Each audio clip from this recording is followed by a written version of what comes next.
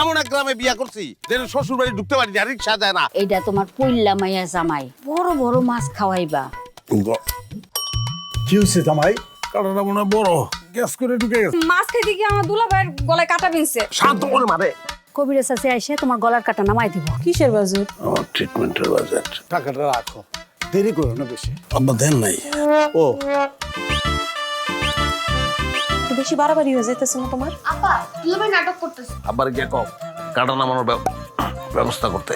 জামা বাবাজির গলা একটা কাটা ঢুকছে, এটা বাইর করে দেওয়া ভালো। আচ্ছা তোমার বলা কি ছোট মোটো সারস করতে হবে, কাটাটা বাইক করে বলাই তো। আমার বাপ বাইতে থাকলে বয়ে থাকতে পারতো, আপনার কোনো টেনশনে নেই এই জিনিসটা লইয়া। গলার কাটা নামানোর ব্যবস্থা করেন আব্বা।